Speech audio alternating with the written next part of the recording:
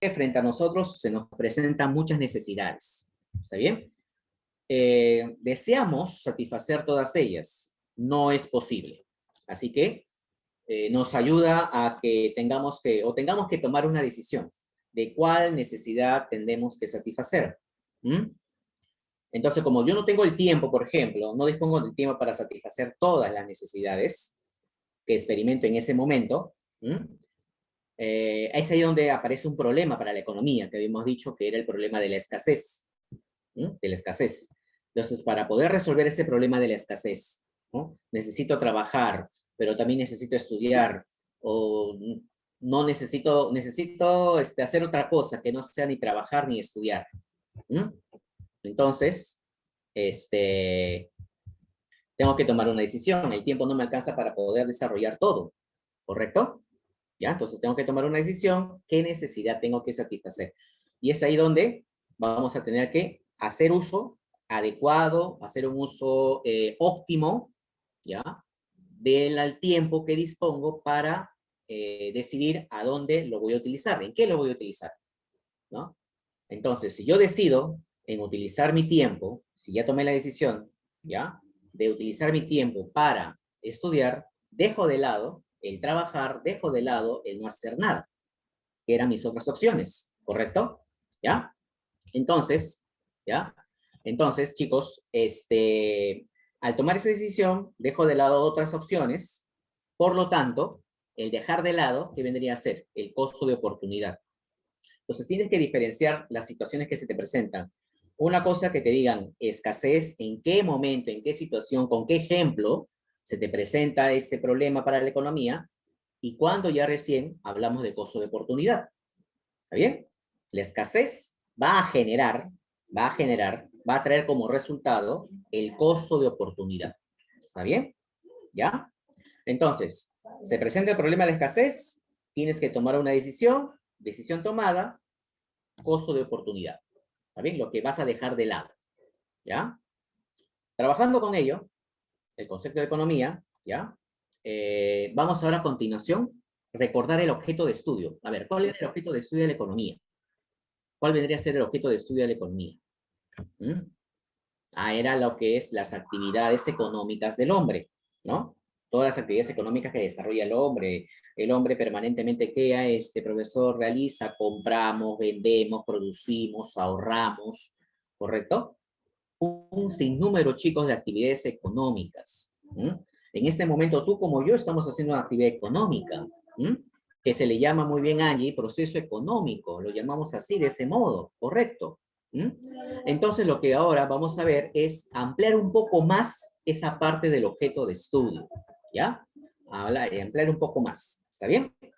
Entonces, a continuación, vemos acá nuestro tema, ¿ya? Y si tú ves la imagen, apreciamos la imagen, profesor, como que la imagen me está diciéndome algo, ¿no? Que la persona que está con lentes parada, que sea un economista que está explicando la realidad, ¿no? La realidad ya sea del país o una realidad global, y para esa explicación, si te das cuenta, está usando gráficas, cuadros, ¿no? Uno ves unas barras que estás viendo a la espalda de él, ¿no? Y está dando una explicación a los que le están pidiendo que lo haga.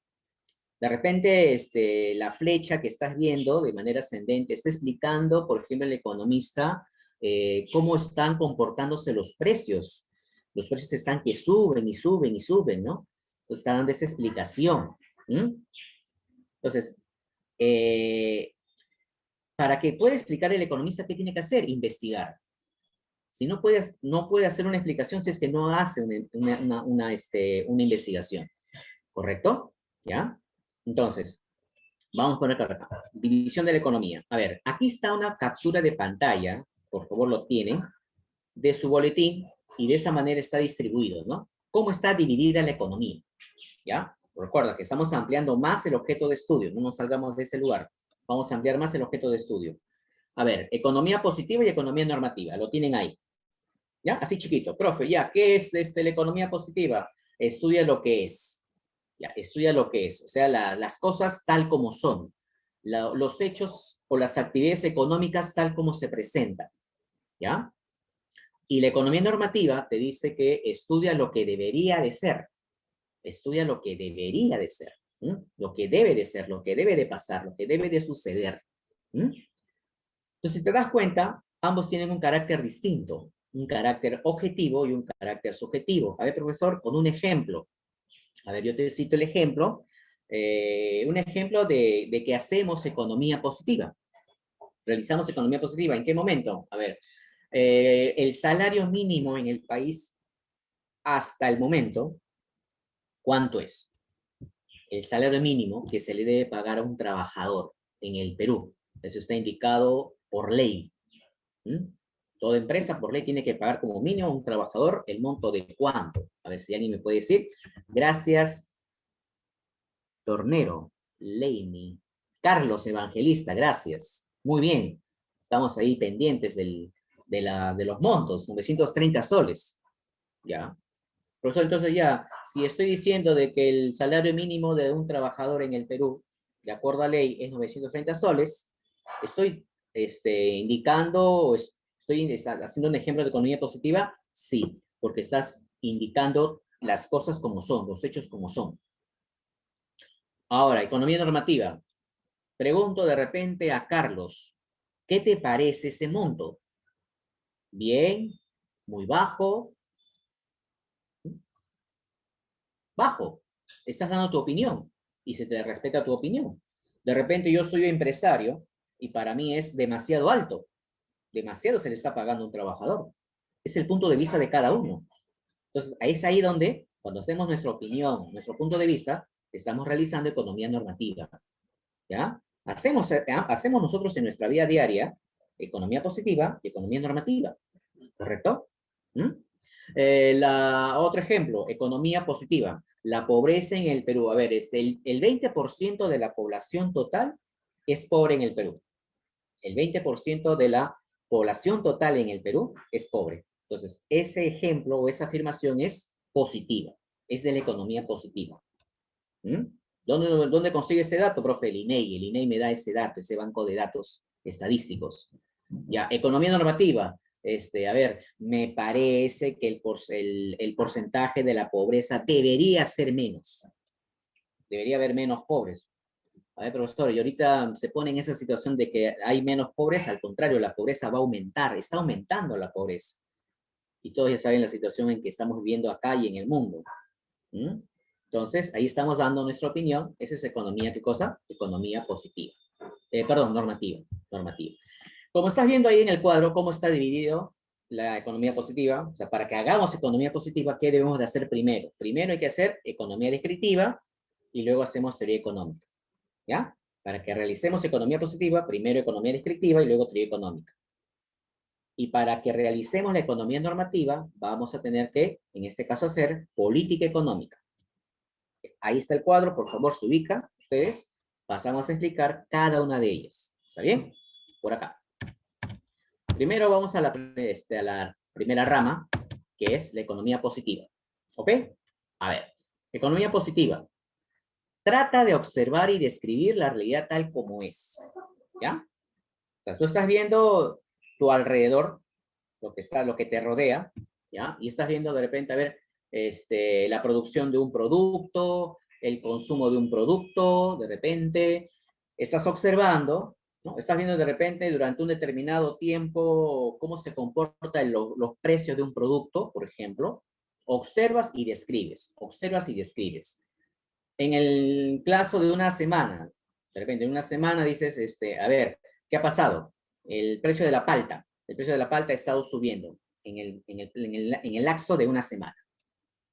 ¿Has visto ese comportamiento? A ver, ¿cuánto fue el precio del lunes, el martes, el miércoles, el jueves, el viernes? Ya. ¿Cuánto ha variado? Sí ha variado también. Ponte un ejemplo. ¿Ya? Entonces, tú observas y describes, ¿no?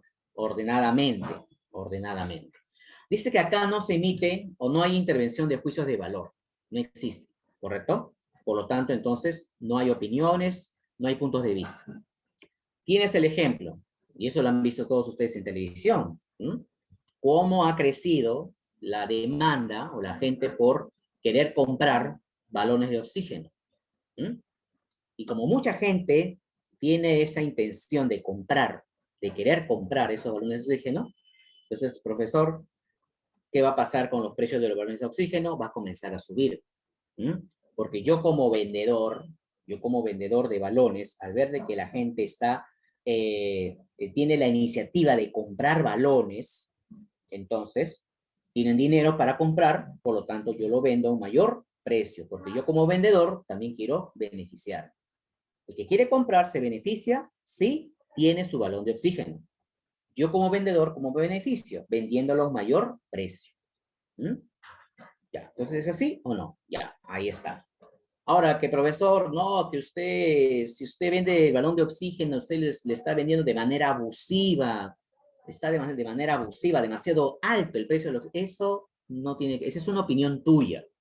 Entonces, ahí ya no salimos de esa rama. Ya no estamos en economía positiva, sino en economía normativa. ¿Está bien? Entonces, positiva, aumenta la demanda, las compras de balones de oxígeno, que genera que el precio suba. ¿Ok? Un ejemplo de economía positiva. ¿Qué se requiere realizar? Lo que te dije, economía descriptiva y teoría económica. La economía descriptiva, describes algo que observas, describes algo que estás viendo, observando. ¿Mm? ¿Qué estás observando? Dependiendo que observes. La producción de algo, el consumo de algo, los precios de algo, por ejemplo, de algún producto en el mercado. Observas y describes. ¿Mm? ¿Quién hace ese trabajo arduo? Porque también es un trabajo de un economista que haga esto. ¿Mm? Aquí lo hace, en este caso, el INEI. ¿Ya? Entonces, si profesor, me gusta la carrera de economía o de administración, que están ligadas ambas carreras, y te gusta recopilar datos estadísticos, ¿ya?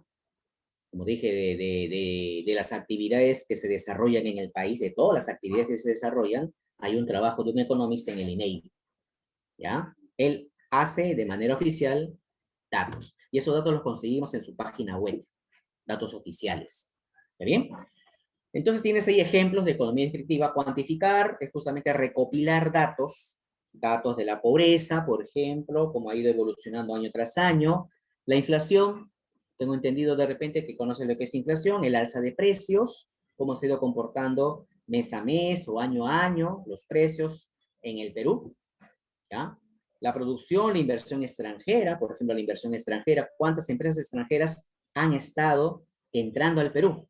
Han ingresado al Perú. Bueno, han ingresado menos, producto de la crisis económica y sanitaria en la que nos encontramos.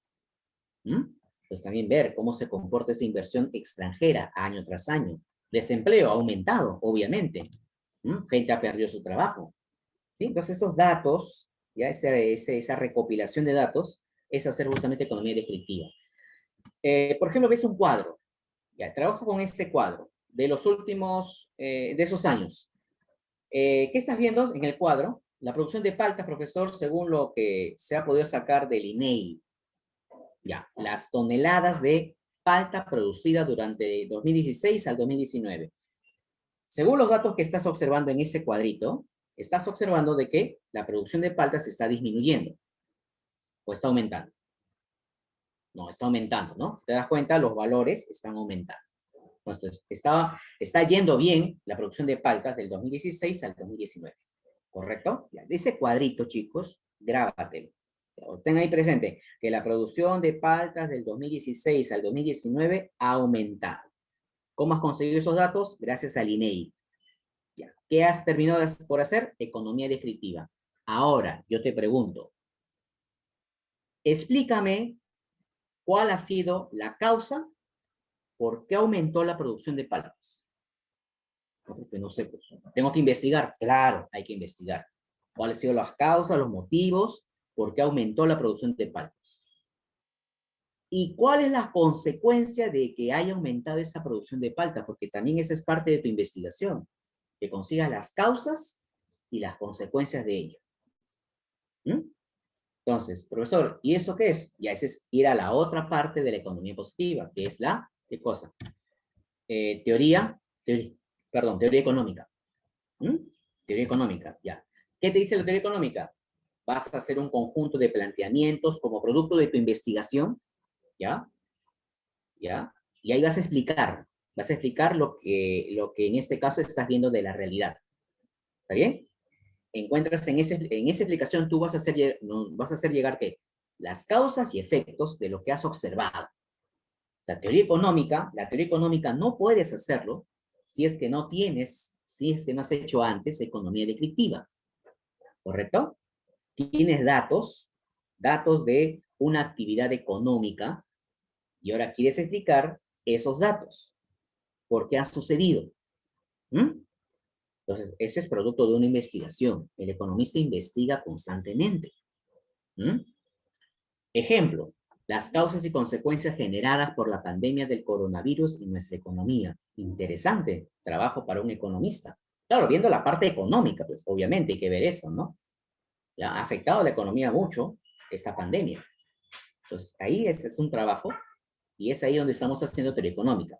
Si nos valemos del cuadrito, a ver, el cuadrito que habíamos visto, profesor, que en el cuadrito la producción de paltas había aumentado, ya, pues, había aumentado. Pongo acá, a ver, causa, ¿por qué aumentó la producción de paltas? A ver, causa, ¿qué dice ahí? Causa, disminución del precio de la semilla de palta. En los últimos años, ¿ya? En ese periodo 2016-2019, la semilla de palta, su precio, que para el empresario, para el productor de paltas, es un costo, ¿ya? Ha ido disminuyendo. Entonces, ¿qué ha estado aprovechando el productor de paltas cada año? Si la semilla de palta está barata, comprar más y más y más y más palta. Por eso que su producción de paltas, ¿ya? Ha aumentado. La semilla de palta está barata, ha comprado muchas semillas de palta, lo ha sembrado, ha esperado la cosecha de paltas y esa cosecha, esa producción de paltas ha sido alta. Por eso que cada año ha ido aumentando. Ahora, si tú te pones del lado del productor de paltas, ¿qué querrás hacer tú? ¿Qué pensarás tú? Tú eres el productor de paltas. Si has producido bastante paltas, ¿cuál es la actividad siguiente que tendrás que hacer si has producido algo? Venderlo. Pues, profe, ¿no? Para ganar, pues, ¿no? No estar ahí contemplando toda tu producción de paltas, ¿no? Tienes que ganar dinero. Entonces, luego de producir, vende. Pero quieres vender todo. Pregunto, ¿serás el único que vendas paltas en un mercado? Uy, sería genial que seas el único vendedor. Pero en el mercado, si te das cuenta, no eres el único. Hay muchos competidores a tu alrededor. Pregunta, sabiendo que tienes competidores a tu alrededor, ¿sería bueno que vendas la palta a un precio alto? No, pues, profe, voy a perder. Muy bien. ¿Qué tienes que hacer? Ahora, debido a como tienes competencia, venderlo a un precio bajo. No tan bajo tampoco, pues un precio bajo de manera razonable. ¿Correcto? Entonces, esa es la consecuencia. ¿Ya? ¿Por qué producimos muchas paltas? ¿Por qué se llegó a producir tantas paltas en los últimos años? Porque la semilla está barata. Causa. Consecuencia. ¿Cuál es la consecuencia de esa alta producción de paltas? Que lo venda a un menor precio. ¿Mm? Entonces, ahí está. Se ha terminado de hacer, ¿qué? Teoría económica. ¿Y sabes cómo se llama esta teoría? Teoría del productor. Así se llama. Otros le llaman teoría de la oferta. La oferta, que vamos a verlo luego todavía. Pero ojalá se haya podido entender un poquito siguiendo la secuencia de los ejemplos que te estoy colocando acá. Bueno, la teoría económica se divide en dos ramas: microeconomía, algo pequeñito; macro, algo grande. Profe, algo pequeño, algo grande. Por el caso que estamos viendo en el cuadro, te estoy acá explicando las causas y consecuencias de la alta producción de paltas. Eso, por ejemplo, es microeconomía, es una explicación micro, porque es algo particular, algo individual, ¿sí? Otra cosa, por ejemplo, ¿qué sería? Profe, por ejemplo, la producción de paltas en el Perú. ¡Wow! Ya, pues, producción de paltas en el Perú, ya, pues, eso es algo macroeconómico, para que podamos diferenciar, ¿ya? La micro y la macro fueron aportes de dos grandes economistas, ¿ya? Alfred Marshall, ¿ya? Es el representante importante de la microeconomía. Él se enfocó en ese estudio de la microeconomía. Y Keynes, John Keynes, macroeconomía, ¿ya? Entonces, vamos a ver a continuación en el siguiente cuadro, ¿ya? A ver, aquí terminamos esta primera parte de economía positiva. Microeconomía, ¿qué cosa es? A ver, ¿qué te explica la microeconomía? ¿Qué explicamos acá? Comportamiento de los agentes económicos individuales. ¿Ya? ¿Cómo se comporta el empresario de paltas? ¿Cómo se comporta el empresario de tomate? ¿Cómo se comporta o el productor de papas? El productor de celulares. ¿Mm? El consumidor, nosotros, consumidor de pescado. A ver qué va a pasar con el consumo de pescado posteriores semanas. El profesor, en posteriores semanas el consumo de pescado debe de aumentar, ¿no? ¿Alguien sabe el motivo por qué la gente consumirá más pescado transcurriendo las semanas de este mes? ¿No? No me da cuenta en el calendario. ¿Mm? Semana Santa. Por la Semana Santa, la gente tiene ese hábito de consumir más pescado, ¿correcto? ¿Sí? Bueno, no son todos, la mayoría de personas, ¿no? De consumidores. Tienes ahí a los dos agentes económicos, ¿está bien? ¿Qué más te explica la microeconomía? Te explica la formación del precio, o sea, cómo se forma, cómo aparece el precio, como también cómo se comporta, por qué sube, por qué baja, por qué se mantiene, ¿Mm? ¿Ya? Entonces, eso explica la microeconomía, ¿ya? Cómo se comporta el productor, cómo se comporta el consumidor, cómo se comportan los precios. Por ejemplo, algún ejemplo que me pregunten en microeconomía, ¿ya? La producción de paltas en la chacra de un agricultor. Yo tengo a mi abuelo que es agricultor de paltas y yo quiero analizar, yo economista, quiero analizar el comportamiento de la producción de paltas de la chacra de mi abuelo. ¿Sí? Cómo se ha comportado en los meses del año. ¿Sí? Por ejemplo, ahí, ¿qué estoy haciendo? Microeconomía.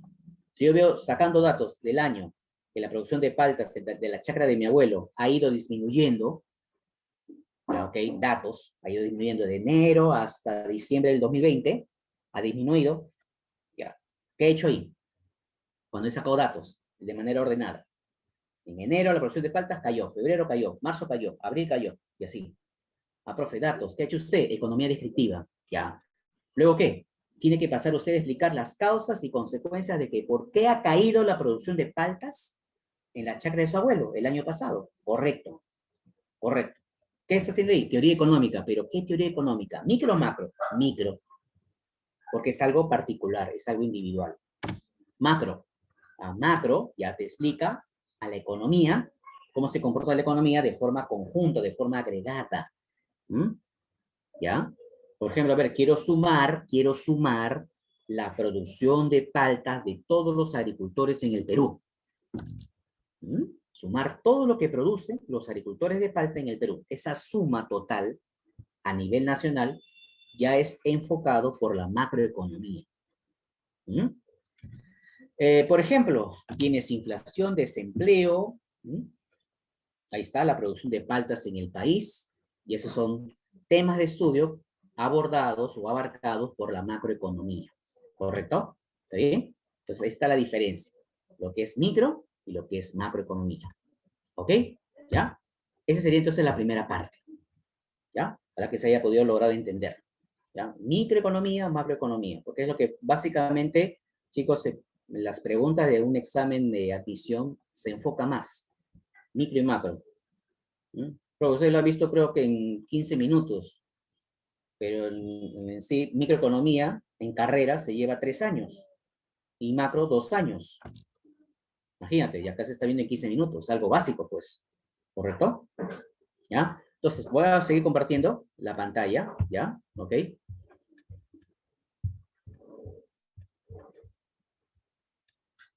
Para compartir la pantalla.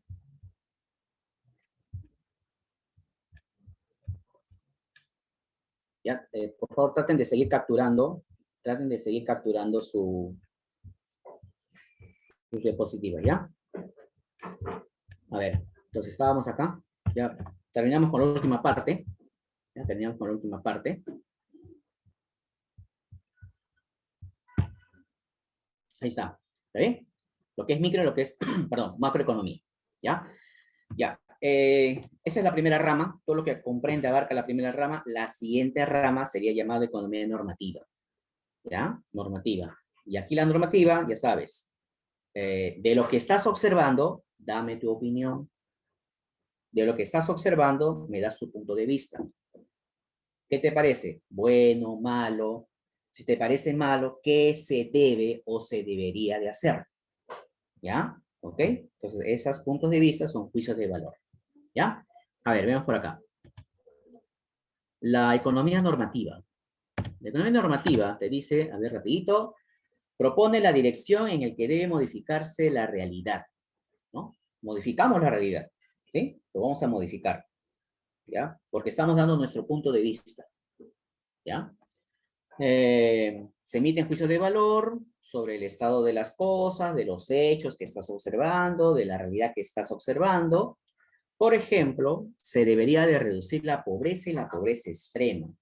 Hoy es tan necesario ello, ¿no? Hoy es muy necesario de que eso suceda, de que eso pase. ¿Está bien? ¿Ya? ¿Qué más? Por ejemplo, te pongo otro ejemplo. Debe haber mayor inversión estatal en educación. ¿Mm? ¿Ya? Pues ahora eso que se habla, se escucha, que a mitad de año se va a volver a las clases presenciales. Están ahorita en un dilema, ¿no? Que pueda pasar. Algunos dicen que están de acuerdo, que deben volver las clases presenciales, otros dicen que todavía no es el momento. O sea, hay un dilema. Unos pueden estar a favor en sus opiniones, otros pueden estar en contra de eso. ¿Mm? ¿Qué nos ha dejado la pandemia, chicos? ¿Qué nos ha mostrado? ¿Qué nos ha desnudado la pandemia? Acá. ¿Cómo está nuestro sistema de salud? En las peores condiciones. Y eso no sucede solamente acá, sucede en Europa.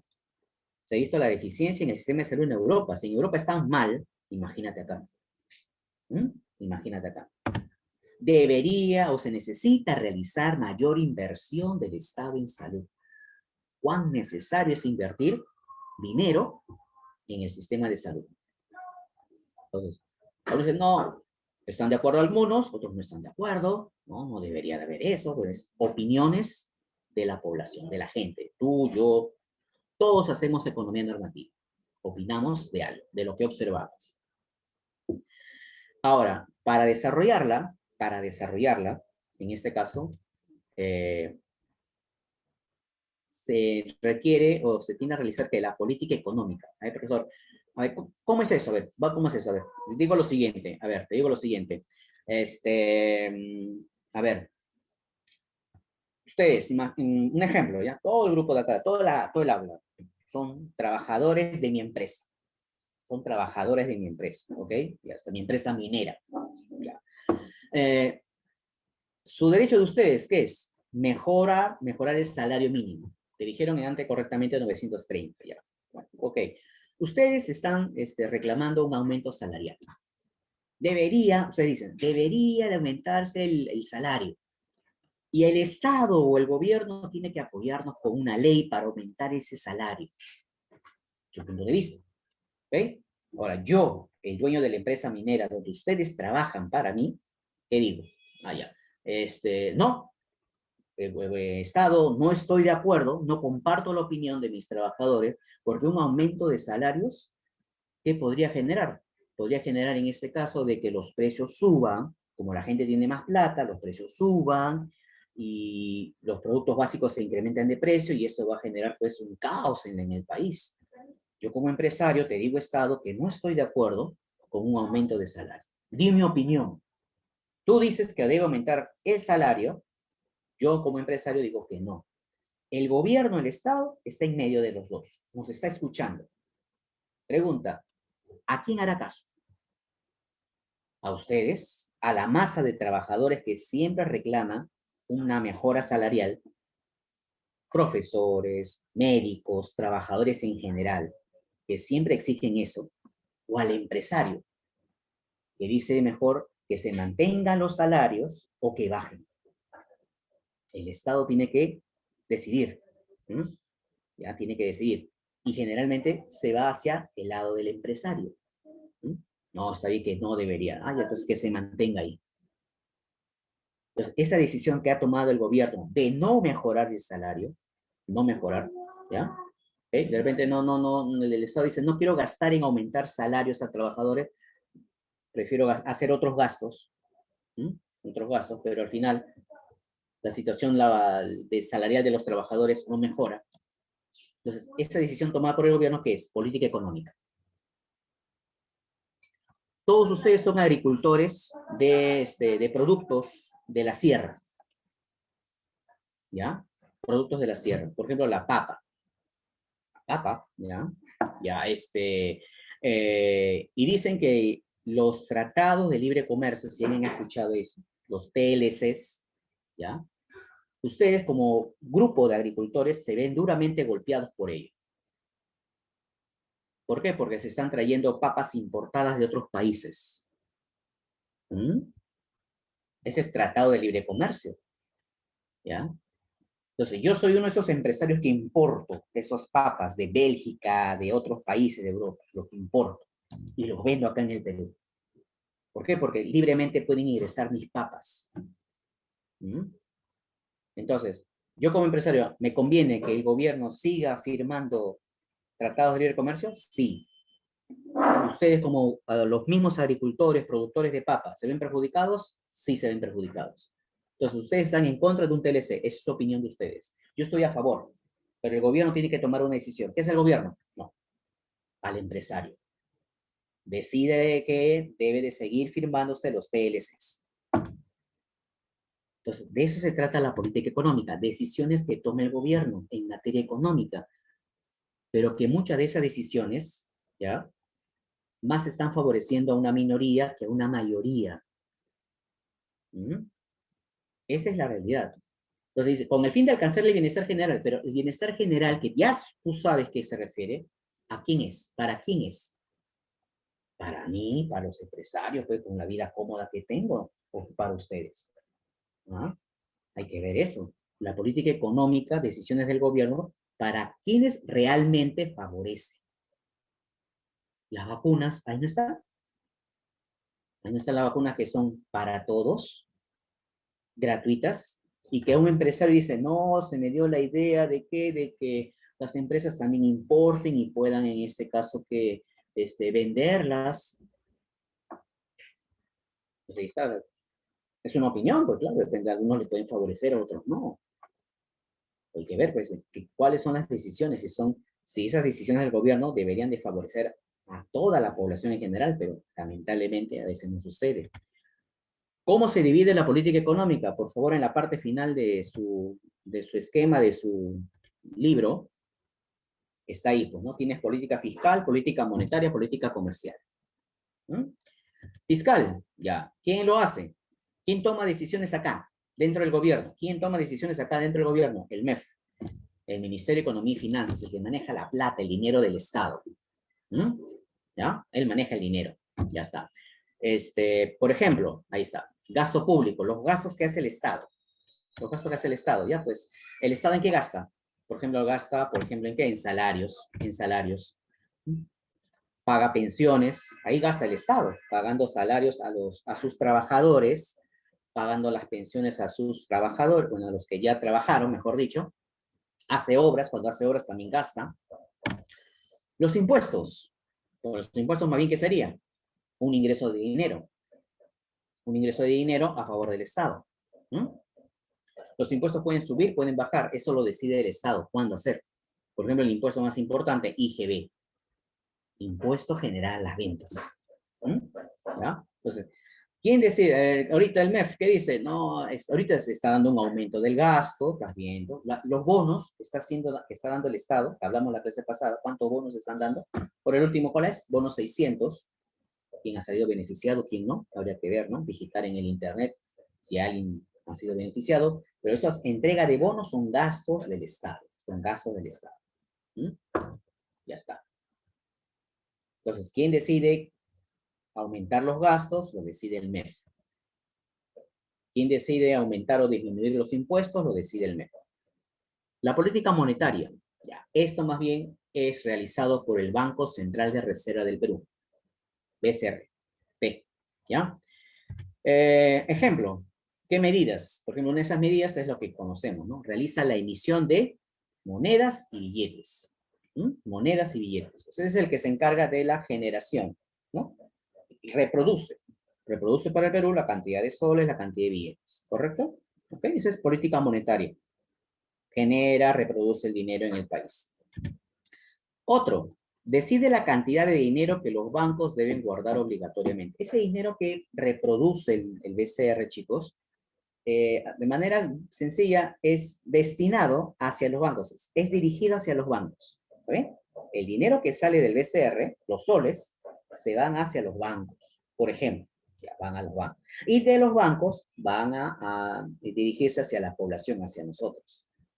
Por ejemplo, ¿cómo llega ese dinero, profesor? A una forma de llegar a ese dinero sería mediante un préstamo, ¿correcto? Otra forma en que llegue ese dinero a nosotros, profesor, es cuando cobramos un sueldo. ¿Mm? Claro, cuando cobra un sueldo, vaya usted al banco y haga el retiro de su sueldo mensual. Es una forma de llegar. Pero ese, digamos, ese es el camino, ¿no? Del BCR sale el dinero, llega a los bancos y de los bancos llega a la población. Ahora, todo el dinero que le da el BCR a los bancos, ¿ya? No lo mantiene, digamos, no le da toda la población. Hay una parte que lo debe mantener guardada, ¿ya? ¿Ok? Y esa parte guardada, en este caso, tiene un nombre, ¿ya? El nombre se llama encaje. Pero bueno, eso lo vamos a explicar más adelante. Lo importante acá es que es un ejemplo de política monetaria, ¿bien? Porque el BCR le dice a los bancos, ¿qué cantidad tienes que entregar a la población? Entrega esta cantidad. Yo te entrego este monto de dinero, toma, pero de este monto que te he entregado, BCR le dice al banco, yo te digo qué cantidad le vas a dar a la población. Dale esta cantidad. No, ahora dale un poco más, dale un poco más. No, ahora dale un poco menos, dale un poco menos. ¿Está bien? Entonces, esa es la política monetaria del BCR. Y la comercial, que está dirigida a mantener o alterar o modificar las relaciones comerciales de un país. O sea, la política comercial es lo que creo que dije hace un momento. Un ejemplo es los tratados de libre comercio. Cuando se firman los TLCs, por ejemplo, se está ahí indicando dentro de ese tratado, dentro de ese documento, ¿ya? ¿Qué aranceles se van a eliminar? ¿Qué son los aranceles? Son los impuestos. Por ejemplo, si yo firmo un TLC con China, yo voy a traer productos de China, yo voy a importar, voy a comprar productos de China, tengo que pagar impuestos. Pero como hay un TLC entre Perú y China, ya no pago impuestos. ¿Me beneficio o no? Claro, profe. ¿Sí? Igual, ¿el chino qué compra de Perú? El chino compra de Perú minerales. Y el chino tendría que pagar aranceles en su país. ¿Pero pagaría? No pagaría. ¿Por qué no, profe? Porque ya hay un TLC.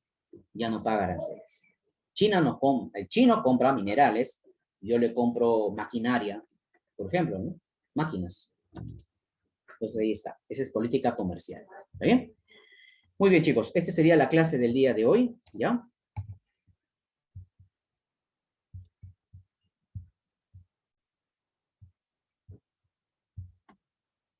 Muy bien. A ver, entonces vamos a ver.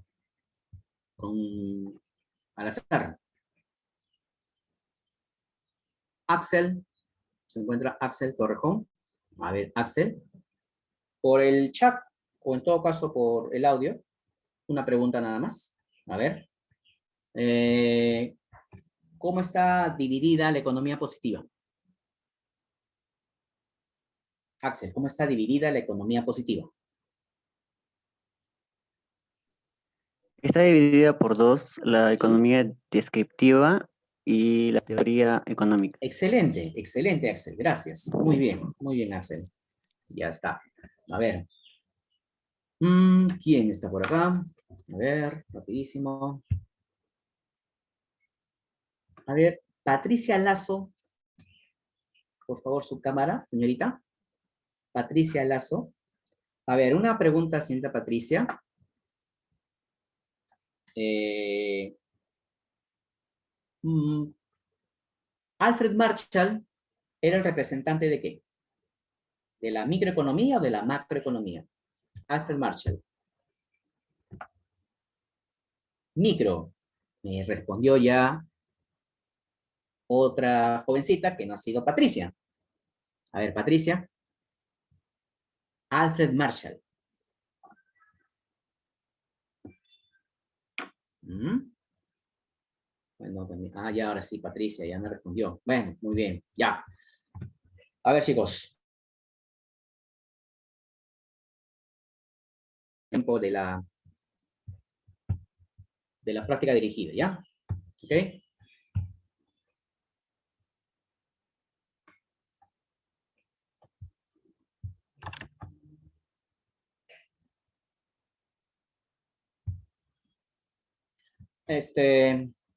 El día por la tarde, voy a dejarles una pequeña, unas preguntitas para que ustedes puedan ahí reforzarme, ¿ya? Aparte de lo que tienen en su boletín, ¿ya? Y me lo puedan enviar por el correo, ¿ya? ¿Ok? ¿Ya? Es una manera una práctica sencilla previa a la que es el examen, o perdón, la práctica calificada que van a tener ustedes. ¿Está bien? ¿Ya? A ver, entonces vamos a ver por acá, el solucionario. Rapidísimo. Listo, a ver, veamos, de que se acabe el tiempo. Ya, capturen por favor la pantalla, cada pregunta, ¿ya? Mercado, los precios, ya, aquí habría que indicar en la pregunta, pues no me olvidé colocarlo, los mercados, los precios o los consumidores son estudiados de forma individual, sería agregar a eso, de forma individual, ¿por quién? Porque si yo no agrego yo no pongo de forma individual, entonces ahí habría la clave la D y la E, ¿ya? No dicen cómo estoy estudiando el mercado, los precios, no te especifica. Entonces un poquito más clara la pregunta sería, ¿los mercados, los precios o los consumidores son estudiados de forma individual por la microeconomía? ¿Ya? Por la microeconomía. ¿Está bien? Entonces, esa sería la respuesta de la primera pregunta. ¿Ya? ¿Ok? ¿Está viendo su participación? Sí. El caso de las domiciliarias, por eso digo, aquí aprovechen en capturar la pantalla. ¿Ya? Procuren capturar la pantalla de cada boletín. Claro, Torrejón, le enviamos lo del boletín y lo de usted enviará, ¿verdad? Son dos. Claro, como repito, a ver, las prácticas domiciliarias, ¿ya? No son tarea, son reforzamiento de la clase. No hay necesidad que me lo envíen. No hay necesidad. Si tienen alguna duda en alguna pregunta domiciliaria, sí, profe, tengo una duda con respecto a la pregunta número 4. En el boletín dice la clave C, pero yo he marcado la D. No sé, ¿hay un error en el boletín o no? Ya, entonces, yo te explico. Entonces, por eso yo mando en la plataforma, mando la práctica domiciliaria resuelta, sustentada, ¿ya? Con las respuestas, ¿correcto? ¿Ya? Entonces, la tarea es lo ahora que te voy a dejar por la tarde, ¿ya? Son preguntas para que me puedas marcar. Son 4 preguntas nada más. 4 preguntas, rapidito me lo marcas. Si lo haces ahora, acá me lo mandas y ya yo lo tengo ahí presente. ¿Ya? ¿Ok? Chicos, la plataforma. El plazo, a ver, el plazo vamos a ver. ¿Les parece bien hasta el día jueves? Si les parece bien hasta el día jueves, el plazo, ¿ya? Para ahí tenerlo presente. ¿Ya? Son 4 preguntitas, ¿ya? Para marcar, nada más. Ya está, lo lees así, bacán, con tu boletín, con lo que tienes ahí, bacán, y ya lo vas resolviendo. ¿Está bien? ¿Ya? Rapidito, segunda pregunta. Tenemos el siguiente. A ver, la teoría económica está dividida de acuerdo a su forma de estudio, sea esta manera individual o agregada ya. En este caso, de acuerdo a lo planteado, la clave sería micro y macro, ¿ya? Estudiamos de manera individual o de forma agregada. Sería micro y macroeconomía la respuesta. Muy bien, muy bien, muy bien. Con su participación. Ustedes, la letra C, correcto. Pregunta 3.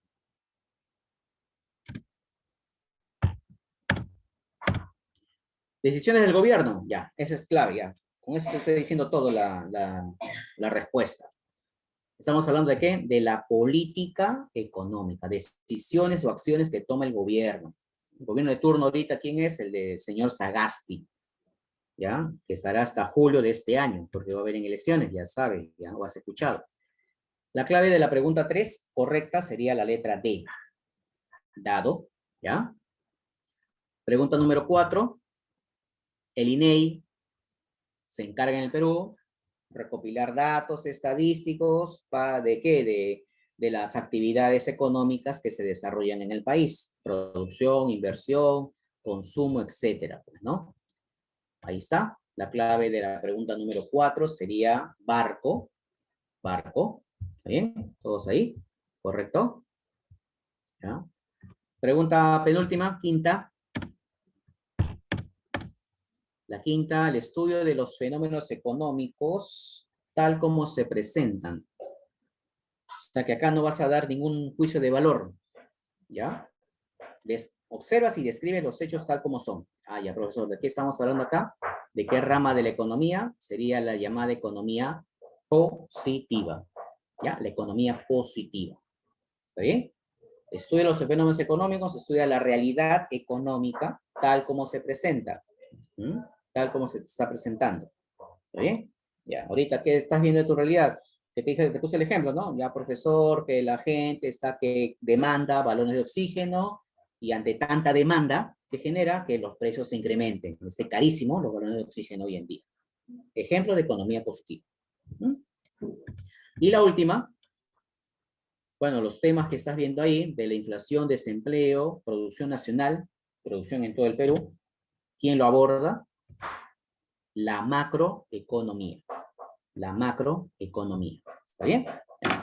Entonces, hasta aquí hemos terminado lo que corresponde a las dos partes del curso de economía, ¿ya? La introducción y la división que corresponde. ¿Está bien? ¿Ya? Muy bien.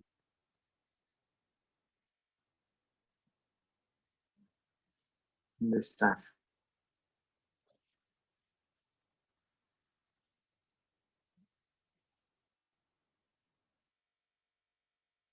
B. Muy bien, Axel. La clave era B.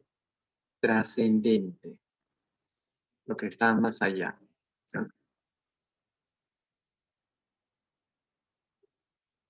¿Qué filósofo sostuvo que la filosofía no es una teoría, sino un método de análisis lógico? Analizar lógicamente los enunciados que dice el filósofo. E. Wittgenstein. Muy bien. Excelente. Ya está. Clave la 3. ¿Cuál será? ¿Cuál será la clave la 3?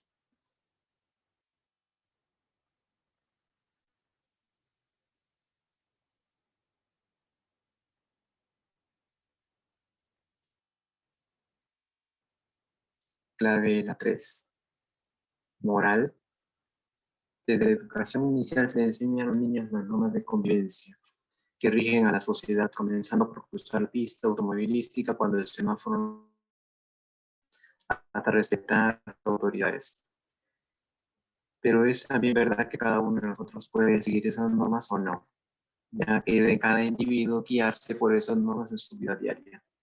Estas personas que actúan según esas normas de convivencia poseen una actitud, normas de convivencia, lo bueno y lo malo. Esa es una actitud moral. Pasa. Bien. 4. ¿Qué característica no es de la filosofía? Objetiva. Muy bien. La filosofía es del pensamiento, por lo tanto es subjetiva. ¿Bien?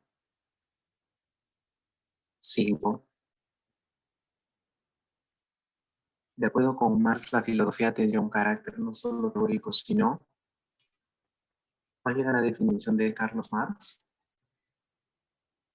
¿Se acuerdan? La definición de Carlos Marx.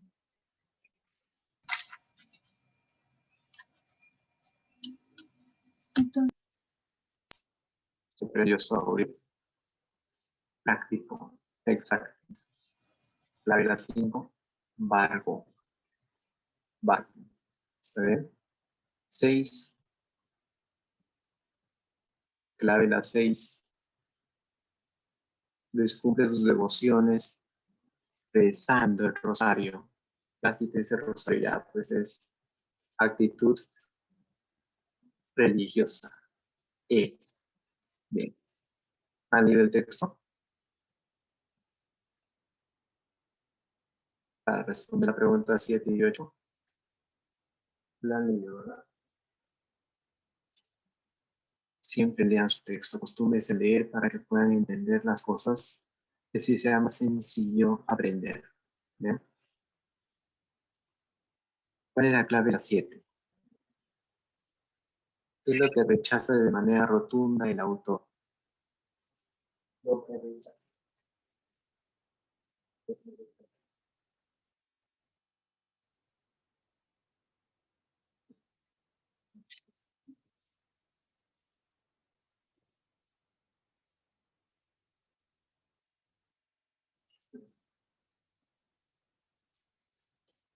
¿Alguna alternativa?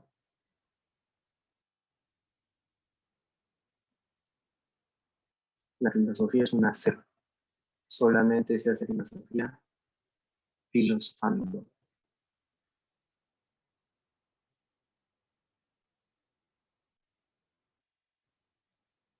Tiene que darme la clave. ¿Bien?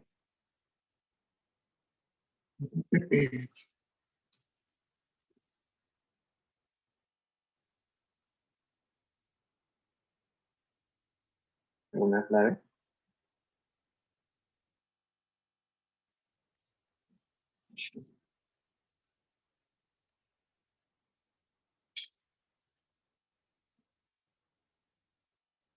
Bien, entonces te la voy dejando hasta la próxima semana para que lo puedas leer. ¿Está bien? La 7 y la 8. Como te darás cuenta, hay una práctica domiciliaria. Si tienes alguna pregunta, también hazla de estos puntos. Y también ves que aquí están las claves, ¿saben? Para que lo corriges, para que lo verifiques con tus respuestas. ¿Bien? Entonces, ya sabes, ahí te falta la pregunta 7 y la pregunta 8. ¿Está bien? Ahora vamos con las disciplinas filosóficas. Así como cualquier carrera, la filosofía también tiene sus áreas, sus ramas. Esas son las ramas de la filosofía. ¿Está bien? Vamos a ver cuáles son. ¿A qué se puede abocar? ¿En qué se puede especializar un filósofo? Primero, se pregunta acerca del hombre. ¿Qué es el hombre? ¿Qué hace aquí? ¿Por qué es que dominamos todo en la naturaleza y todo en la faz de la tierra? Ahí es cuando aparece la antropología filosófica. Cada una de las disciplinas se va a abocar a una generalidad. Recuerden, ¿ok? Disciplinas filosóficas. Aquí tenemos a la antropología. Antropos, sí, hombre. ¿Bien? Es la rama de la filosofía que se encarga de problematizar, de cuestionar todo acerca del ser humano. ¿Cuáles son sus principales preguntas? Uno,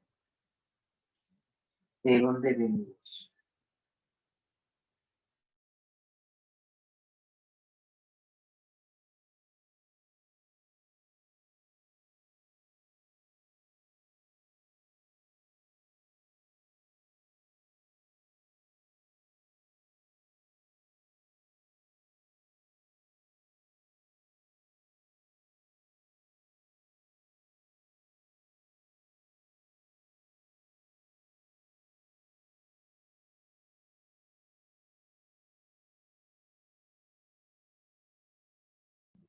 Hola, ¿se me escucha? ¿Se me escucha ya? Sí, Sí, ya regresé se la la voz. escucha, profesor. Perfecto. Entonces, como te iba diciendo, una de las primeras ramas Antropología filosófica. ¿Ven? Antropología filosófica. Se encarga de la problematización de lo que es el hombre. ¿De dónde venimos? ¿Quiénes somos? ¿Y a dónde vamos? ¿A dónde vamos? O sea, ¿el ser humano tendrá un destino? ¿Habrá alguna razón por la cual estemos en este mundo? ¿O estamos aquí de casualidad nada más? O incluso algunos filósofos dicen que estamos en este mundo por las puras. No tenemos algún tipo de finalidad en este mundo. Entonces hay varias orientaciones acerca de lo que es el hombre. ¿Eh? Después de preguntarse del hombre, el filósofo también se pregunta acerca de conocimiento. Todo ese conocimiento del mundo, ¿en verdad será tal o nos estamos engañando?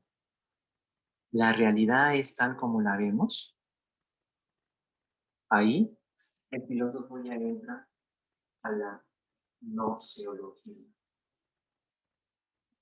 Noceología. Gnosis significa conocer, conocimiento. Date cuenta que seguimos en la generalidad. Seguimos en temas muy generales. Al filósofo no le importa el teorema de Pitágoras, le importa el conocimiento en general. Y sus preguntas principales son, ¿se puede conocer? ¿En verdad conoces a alguien? Por ejemplo, a tus padres, ¿los conoces? ¿Sí o no? Tú dirás, sí, profesor, los conozco porque yo he vivido con ellos toda mi vida, toda mi vida. Pero después te salen con un comportamiento sorpresivo que tú no esperabas. Y dices, uy, papá, no te conocí esa faceta. Entonces, ¿en verdad conocías a tu papá? Ellos solo nos muestran lo que quieren que veamos, más no su verdadero yo. Wow. Entonces, quiere decir que tú puedes o no puedes conocerlos. ¿Se puede o no se puede conocer a una persona? Por ejemplo, a tus padres. Si me dices sí, no se puede terminar de conocerlos. Ya, pero el conocimiento es sí o no. O sea, o conoces algo o no conoces algo. No puedes conocer a medias, porque date cuenta que si dices que conoces algo a medias, ¿en verdad lo estás conociendo? Porque se conoce algo cuando se conoce todo, el todo. Entonces no se puede conocer. Si no se puede conocer, entonces dime, ¿para qué tú puede conocer nada?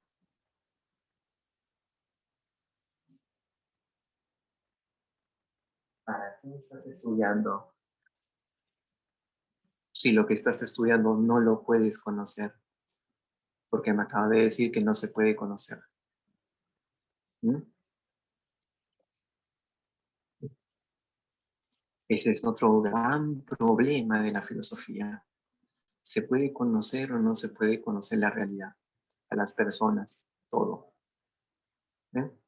Entonces, y otra pregunta también de la nociología es, ¿qué es lo verdadero? Cuando alguien te habla, ¿cómo sabes que te está diciendo la verdad? Eso también se plantea bastante el filósofo. Ahora tienes una niñita, mamá, tu papá, tu parejita, te dice algo. No sabes que estuve en tal lugar. ¿Cómo sabes que lo que te dice es la verdad? ¿Cómo sabes? Ya sabes que no se puede conocer a medias. Igualito que el conocimiento que no se da a medias, sino o se conoce o no se conoce, igualito es la verdad. La verdad es una sola. Entonces, ¿cómo sabes que algo es verdadero? Y ojo que lo que es verdadero siempre. No cambia. Porque si cambia, entonces ya no sería verdad. ¿Sí o no? Si alguna vez te han mentido, sabes muy bien qué cosa es lo verdadero. ¿Cómo sabes qué cosa es verdadero?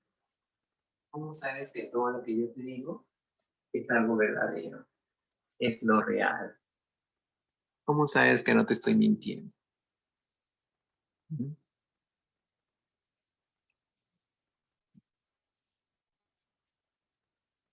Entonces, cuando te planteen en tus preguntitas de examen, Julio, ¿la vida es una mentira? Bueno, tendrías que demostrarlo también, ¿ah? La vida es pura mentira. Mm, eso da para un debate fuerte, fuerte, ¿no? Te plantean en tus preguntitas. Axel se pregunta si es que le han dicho aquello que es verdadero. Y se empieza a preguntar, ¿y qué es la verdad? ¿Con qué rama o área de la filosofía se relaciona? Con la nociología. Pero si te preguntan, Patricia, ¿no sabe si existe el destino o estamos aquí de casualidad? Eso es una pregunta antropológica. ¿Bien? Ya lo vas diferenciando. Antropología con nociología. ¿Bien? Después, el filósofo también se va a otro campo. De todo ese gran campo de conocimiento que el ser humano supuestamente tiene, ¿en qué se diferencia el conocimiento científico? La ciencia. Cuando ustedes salen de la universidad, muchas personas lo van a llamar científicos. ¿Qué tienes? ¿Qué te han dado que te hace ser científico? ¿Por qué el campesino no es científico? ¿Y tú que salió de la universidad? Sí. ¿Mm? Otra rama de la filosofía. La epistemología. Epistemología. Episteme es conocimiento también, pero es el conocimiento científico. Científico. A lo largo de toda la historia de la humanidad han aparecido tantos conocimientos que el ser humano ha debido organizarlos y ha debido especializarse en algunos de ellos. Y al especializarse es que surge una metodología rigurosa llamada ciencia. Eso es la ciencia. Eso es lo que vas a tener tú y no va a tener la persona que ha pasado por la universidad. Una metodología rigurosa para hacer su trabajo. ¿Ves? Entonces el filósofo se pregunta, ¿quién es el científico? ¿Qué pasos debe cumplir la ciencia? ¿Cuál es la metodología del científico? Y por supuesto la principal pregunta, ¿qué es ciencia y qué cosa no lo es? ¿La cartomancia es ciencia? Esos que leen las cartas y ahí te ven tu futuro. ¿Eso es ciencia? ¿Sí o no? Los que te leen el horóscopo. De repente ustedes todavía leen el horóscopo. Géminis, eres una persona sensible, inocente, crees todo lo que te dicen. Cáncer, eres bien impulsivo, como Tauro. Así que conviene que se junten Géminis con Cáncer o Tauro. Van a ser buena pareja. Y tú te empiezas a juntar así. ¿Eso es ciencia?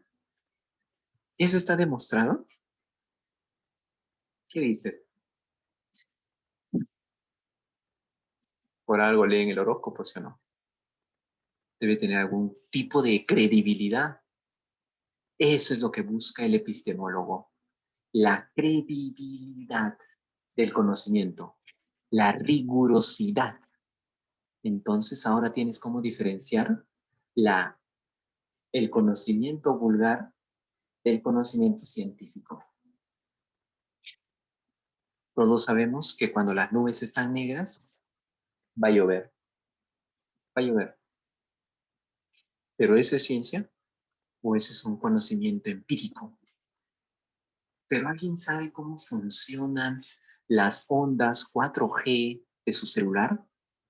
¿Alguien me puede explicar cómo funciona eso para que llegue el video más rápido a tu celular? ¿Mm? ¿Alguien me puede explicar cómo funcionan las ondas de radio para que puedas escuchar tu música? Ese es otro tipo de conocimiento, ¿te das cuenta? Eso ya es mucho más especializado.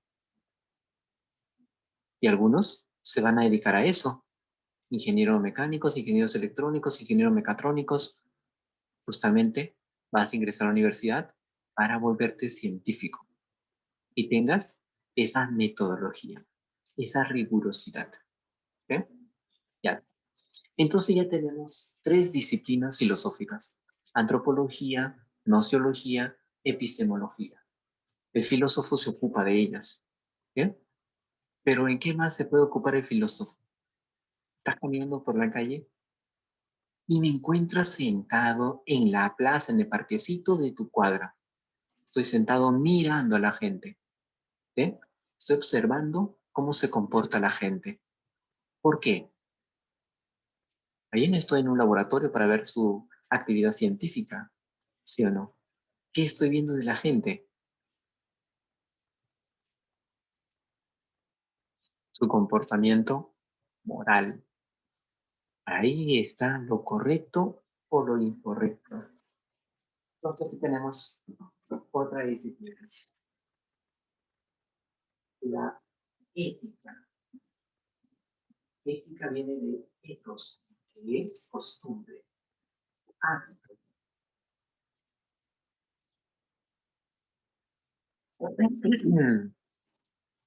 Todos los seres humanos hemos acordado ciertos criterios para poder llevarnos bien. Por ejemplo, aquí, que todos ustedes apaguen su micrófono para que no haya interferencia. Pues para que la clase se lleve correctamente. Igualito que hacemos en la clase, también hacemos en la sociedad. Cuando tú sales a la calle necesitas cumplir ciertos comportamientos apropiados para llevarte bien en tu sociedad. Justamente el filósofo empieza a preguntarse, ¿y cuáles son los comportamientos correctos? ¿Qué es lo bueno? ¿Será bueno salir a la calle y robar?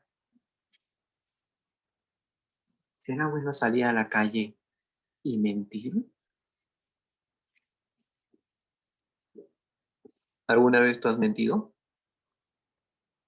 Levante la mano, ¿quiénes alguna vez han mentido?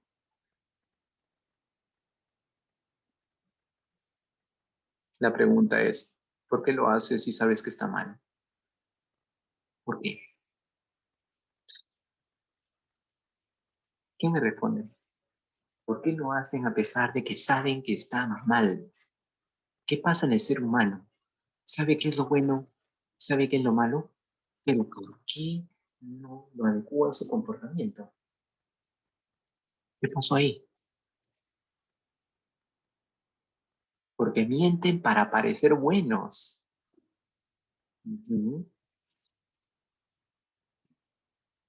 ¿Para qué una persona quiere ser buena? Quiere parecer, aparentar ser buena. Al final te das cuenta que eso está mal, ¿sí o no? Y la gente lo sabe.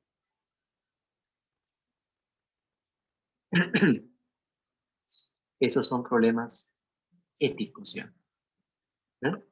Por ejemplo, cuando estás en la clase y apagas tu cámara y estás haciendo otras actividades en vivo en la clase cuando el profesor está gritando. ¿Qué haces eso?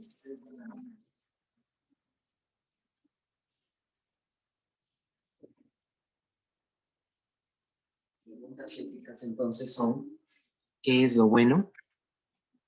¿Qué es lo malo? ¿Y cuáles son los deberes de la sociedad, de las personas? Y hay un término también bien bonito de nuevo. La moral es un conjunto de preceptos enunciados que la gente ha acordado para quedarse bien. Entonces siempre debes asociar el término ética al término moral. Moral. ¿Está bien? La ética es la disciplina filosófica y la moral es el objeto de estudio de la ética. El objeto de estudio. ¿Eh? Ya está. Muchos muchachos, señoritas, confunden la moral, lo correcto, incorrecto, la ética, con la axiología. La axiología ya es otra disciplina filosófica. Aquí ponemos la axiología. Axiología. Axios significa valor. Nos damos cuenta, el filósofo también se dio cuenta a lo largo de su experiencia de vida, que el ser humano se acerca a las cosas de dos maneras. Uno, se acerca a las cosas para conocerlas. Conocerlas. ¿Bien? Cuando tú te compras un celular, lo agarras, lo miras, hasta lo hueles. ¿Para qué? Para saber cómo es el celular. Así conoces el celular. Pero al mismo tiempo en que nos acercamos a las cosas para conocerlas, también de nuestro ser sale una carga de aceptación o de rechazo hacia las cosas. Por eso es que tú dices, me agrada este celular, detesto este celular, detesto este libro, me agrada este profesor. ¿Por qué? Porque el ser humano también tiene la capacidad de valorar el mundo. Eso estudia el axiólogo. Primero, ¿qué son los valores? ¿Por qué el ser humano valora la realidad? ¿De dónde vienen los valores? Ahí está todo lo que son nuestros valores. ¿Está bien? Pregúntate qué cosa es lo que más aprecias en el mundo. ¿Qué cosa es lo más importante para ti? Y después pregúntate, ¿por qué? ¿Por qué? Ahí está siendo un axiólogo. Esa es axiología. ¿Tendrás en mente qué es lo más importante para ti? Ya sea cosa, mascota, persona, lo que sea. ¿Qué es más importante para ti? ¿Alguien? O sea, de repente lo tienes en mente. Estás haciendo una reflexión filosófica ahí. ¿Qué es lo más importante? Axiología, recuerda. Cuando te digan, Yadira cree que lo más importante en su vida es Dios. Esa es una reflexión axiológica. Pero si dice, todo lo que dice en la Biblia es lo correcto, esa es una reflexión ética. ¿Está bien? No confundir entonces axiología con ética. Mucho cuidado. Ética, las costumbres que nos llevan por el camino correcto. Axiología, los valores. ¿Qué me importa más en la vida y por qué? ¿Qué me importa más? ¿Está bien? Ya está.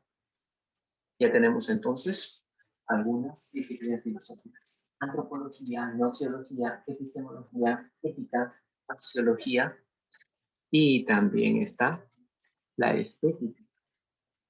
Cuando te gusta algo, estética. Todos tenemos nuestros estándares de belleza. Bella, para ti, ¿qué es?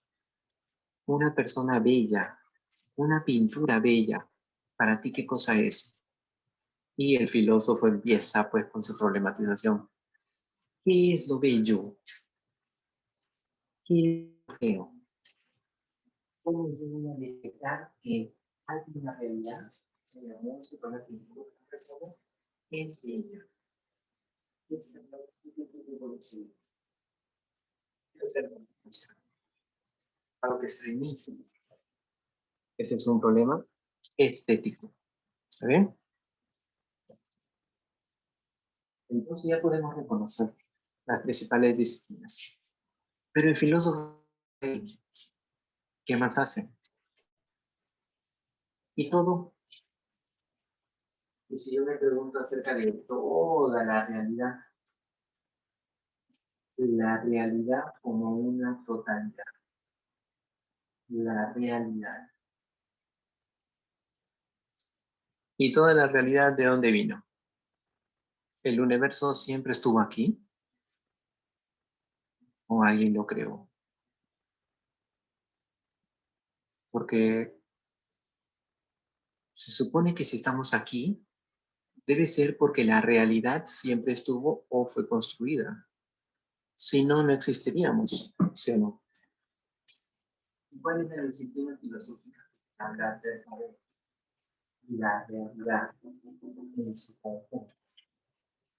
El todo cuando existe. Ahí está una de las disciplinas más antiguas. ¿Cuál es?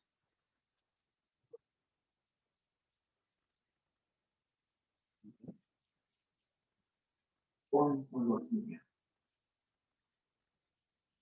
Ontología. La más antigua y la más importante según algunos filósofos.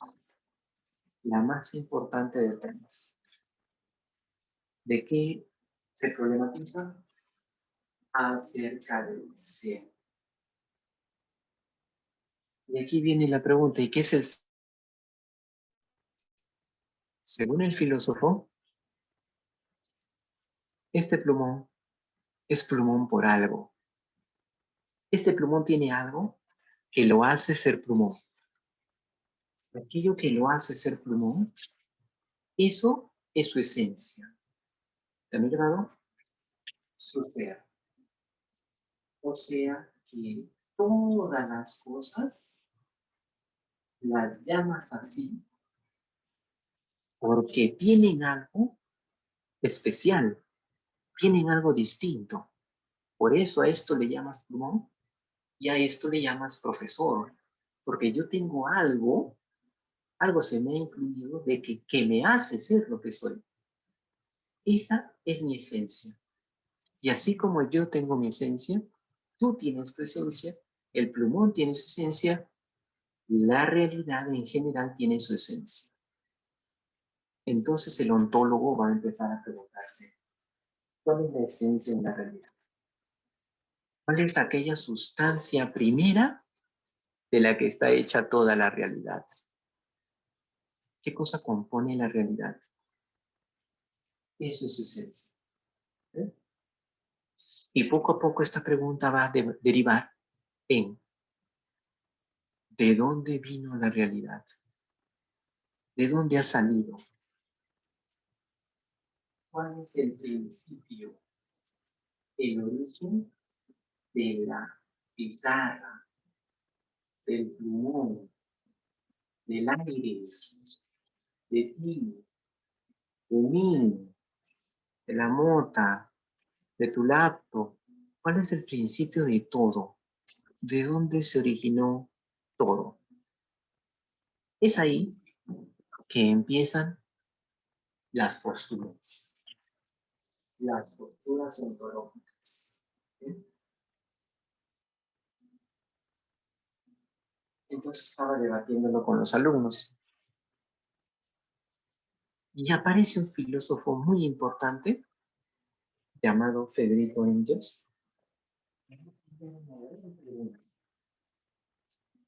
La pregunta es, ¿cuál es el origen de todo cuanto existe? El universo, de los planetas, del Sol, de ti, de mí. ¿Cuál es el origen de todo? ¿La idea o la materia?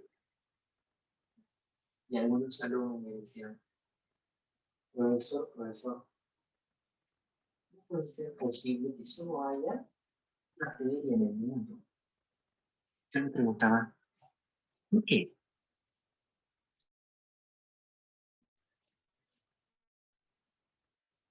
Porque ayer yo soñé que venía mi abuelito y me hablaba. Mi abuelito ya falleció hace como 3 años. ¿De dónde viene eso?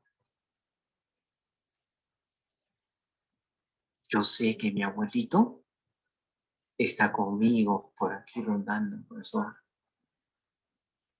O sea, no todo es materia. Hay algo que está más allá de lo material. Lo espiritual. Siempre hay espíritus por todos lados, profesor. Y ellos estuvieron antes que la tierra, que el sol, que las nubes, antes que todo. Es ahí cuando aparece la primera postura ontológica, el idealismo ontológico, que afirma que debe haber algo más allá que lo corporal, algo más allá que lo material. Debe haber un espíritu universal que originó todo, incluso nuestros pensamientos, nuestros sueños. Por eso sueñas y sientes algo más allá de lo corporal. Otro alumno me decía, profesor, pero yo estaba estudiando y una noche yo sentí que alguien me tocaba el hombro. ¿Ve? Hay algo más entonces. Eso es idealismo. ¿Está bien? Creer que la idea, un espíritu, es primero. Y ahora ese espíritu se le llama Dios. No, Dios. Profesor, entonces si yo creo en Dios, ya soy idealista. Exacto, exacto. Cualquier uso de entidades sobrenaturales para explicar la realidad, eso ya es idealismo. ¿Eh? Y en contraposición viene otro grupo, el materialismo ontológico. Materia, materialismo. ¿Qué dice? No, solo existe este mundo material. Solo existe y solo se demuestra este mundo de cosas, de entidades que se pueden ver, se pueden tocar. ¿Bien? Y por supuesto, se preguntan, ¿y los sueños, verdad? Y de repente, los espíritus, los sueños, todo, es formación de un cerebro de neuronas altamente especializadas que son capaces de formar imágenes. O sea, también es algo material. ¿Bien? Todo es material. Y si hablan de matemáticas, eso también es material, solo que en este caso, humana idea. O sea, la materia generó a la idea. El cerebro generó esos pensamientos que tienes, esa matemática que tienes, esa geometría que tienes. Eso lo hizo tu cerebro. Mientras que los idealistas dicen, no, primero es un espíritu que se posa en un cuerpo y ahí podemos pensar. Entonces hay dos formas de entender la realidad y su origen. Primera forma, apelar a espíritus. Segunda forma, apelar a las cosas materiales. ¿Sí? Ya está. Bien. A ver, ¿alguna pregunta está ahí? Acerca de el idealismo o el materialismo.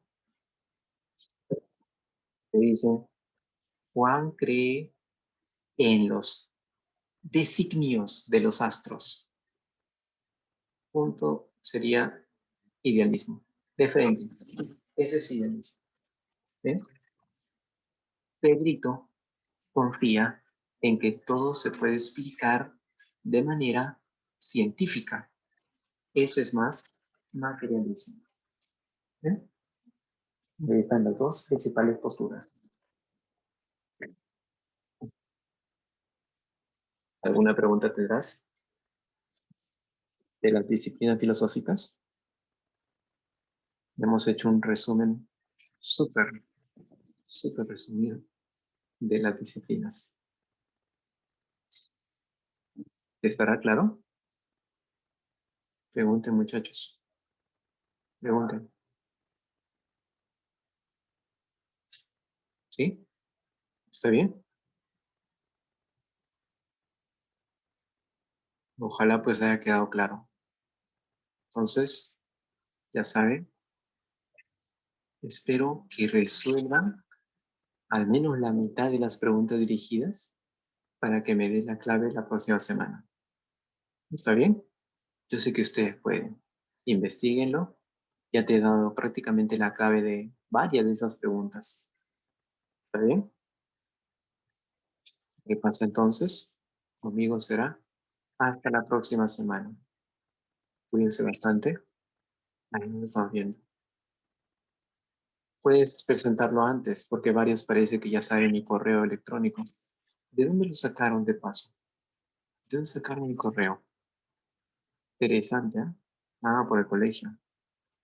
Está bien, está bien. Interesante. Bueno, ya saben entonces, pueden enviarlo antes, sus preguntas dirigidas, para ir revisándolas y así ver su grado de responsabilidad. ¿Mi correo? ¿Pero no dice que ya lo saben? No entiendo. Sí lo saben mi correo. Ya, tú no. Está en el grupo, ahí está.